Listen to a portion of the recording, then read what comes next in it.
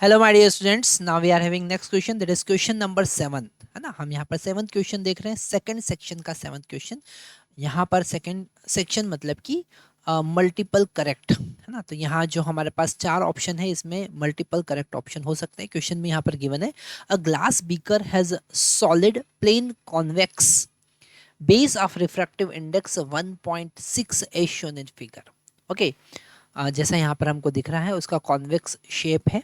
Okay, the radius of curvature of convex surface, that SPU जो curvature दिख रहा है उसका 9 सेंटीमीटर रेडियस है, रेडियस ऑफ कर्वेचर।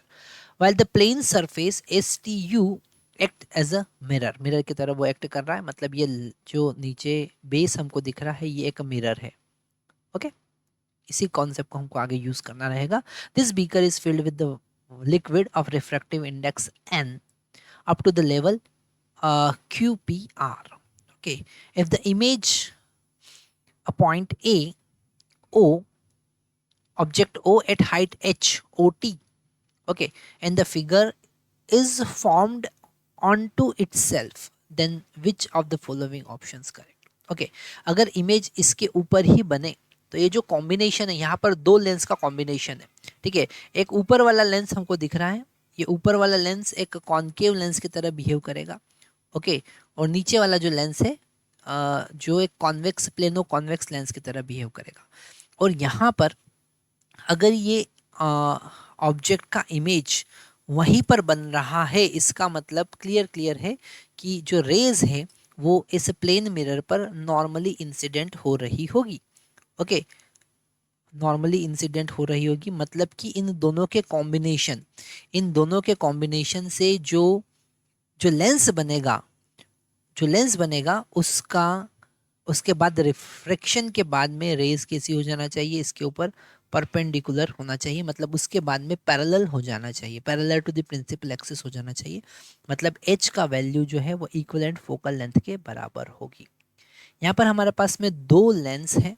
ओके, अगर हम फर्स्ट वाले लेंस की बात करें तो फर्स्ट वाला लेंस जो है वो concave plano plano convex lens है, जिसका रिफ्रैक्टिव इंडेक्स यहाँ पर 1.6 दे रखा है। मतलब यहाँ पर म्यू का वैल्यू 1.6 दे रखा है और इसका रेडियस ऑफ कर्वेचर कितना दे रखा है, 9 सेंटीमीटर दे रखा है। तो हम अगर इस फर्स्ट प्लेनो कॉन्वेक्स लेंस का फोकल लेंथ निकाले तो हम यूज करेंगे ईटा -1 और 1/r1 -1/r2। तो यहाँ पर R2 का वैल्यू इन्फिनिटी है और R1 का वैल्यू 9 है, क्योंकि इधर का सरफेस प्लेन सरफेस है। ओके, तो R1 का वैल्यू आप यहाँ पर 9 सेंटीमीटर ले सकते हैं और R2 का वैल्यू इन्फिनिटी ले सकते हैं। तो ये एक प्लेनो कॉन्वेक्स लेंस हो जाएगा। तो 1/f1 is equal to 1.6 -1 into 1/9 -1/इंफिनिटी, और 1/इंफिनिटी कितना होगा, 0। तो अल्टीमेट हमारे पास फर्स्ट फोकल लेंथ आया 1/f इक्वल टू 1.6, मतलब कि हम इसे लिख सकते हैं 0.6 डिवाइडेड बाई 9। ओके, ये हमारा फर्स्ट फोकल लेंथ आया। सेम इज इट इज अगर हम यहाँ पर प्लेनो कॉनकेव लेंस की बात करते हैं, जो दूसरा यहाँ पर लिक्विड का जो हमारे पास में लेंस बना है वो प्लेनो कॉनकेव लेंस है और इसका फोकल लेंथ होगा 1/f2 is equal to n-1, क्योंकि इसका रिफ्रैक्टिव इंडेक्स गिवन नहीं है, n है, तो इसका रिफ्रैक्टिव इंडेक्स n-1। और यहाँ पर R1 का वैल्यू नेगेटिव होगा तो -1/9 हम रखेंगे और R2 का वैल्यू यहाँ पर इन्फिनिटी होगा, क्योंकि सेकंड सरफेस यहाँ पर प्लेन सरफेस है। तो -1/इंफिनिटी हम लिख सकते हैं। ठीक है, जो इक्विवेलेंट इन दोनों के कॉम्बिनेशन के बाद जो इक्विवेलेंट फोकल लेंथ होगा 1/f, वो होगा 1/f1 प्लस 1/f2। यहाँ पर हम पुट करेंगे वैल्यू तो हमको मिलेगा 0.6 डिवाइडेड बाई 9 माइनस, अल्टीमेट ये माइनस हो जाएगा n-1 डिवाइडेड बाई 9। ओके, तो हम यहाँ पर 9 एलसीएम ले लेंगे, ये हो जाएगा हमारे पास 1.6 -n।